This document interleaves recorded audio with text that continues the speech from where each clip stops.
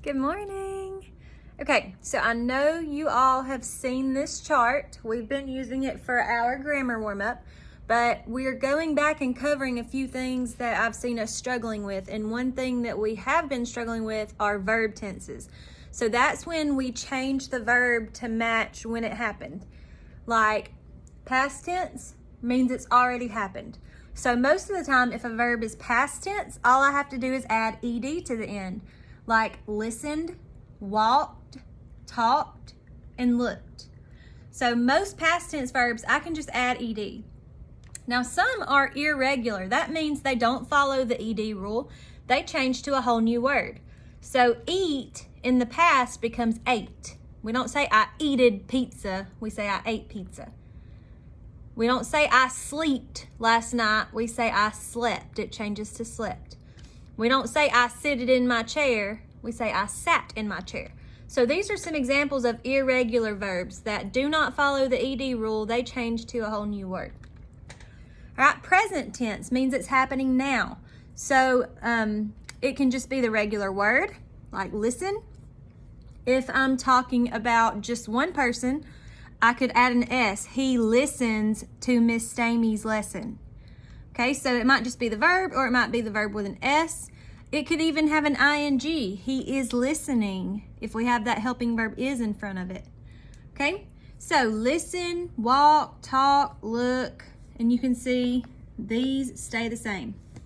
Eat, sleep, sit in the present tense, happening now. The future means it hasn't happened yet. It will happen. And this one has a little trick to help us remember. In future tense, we're always going to have the helping verb will in front of our action verb. So I will listen to the lesson tomorrow. I will walk to the park tomorrow. I will talk to my friend next week. I will look for my book over the weekend. So future tense hasn't happened yet. It's always going to have that helping verb will. So that's an easy clue to help you remember future tense. And then down here you can see our irregular verbs. They stay the same here as well. So the only time our irregular verbs change is in the past tense. Okay? So what you're going to do, you have an online worksheet to do. It looks like, let me get it pulled up, and I can just show you what it looks like. Go ahead and show you my computer while I'm getting there. It's in my Google Drive. Where did I do it? Here. Okay, it looks like this. So today, I need to make sure that y'all can see it good. Okay, so today we're giving you the present tense. Present tense means it's happening now. So if these were happening now, it would just be the regular action verb like dance, laugh, forget, sing, travel, blow, buy, lick, see. You are going to take this present tense verb and you're going to change this verb to past tense and to future tense. So I'm going to help you with this one, dance. If it was in the past, if it happened yesterday or last week, I would say danced. I would add ed to the end. Okay, so can you see that? So dance in the past is danced.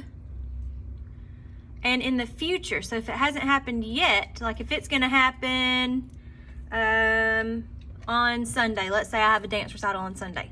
I will dance in my recital on Sunday. Okay, so that's what you're going to do. You're going to take this present tense verb and you're going to change each one to past tense and to future tense. There are a couple of irregular past tense verbs.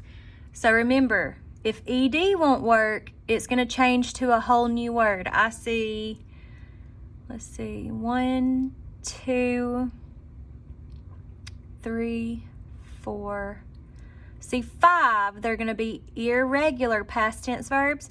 I think you'll be able to pick up on it. Like, for example, sit. You know that sitted doesn't sound right. So think about what word you would say instead of sitted. You would say sat. And if you don't know how to spell it, it's okay. Just type it the best you can. Just sound it out. Break it down and sound it out. All right, guys, I hope you have a wonderful day. I cannot wait to see you tomorrow.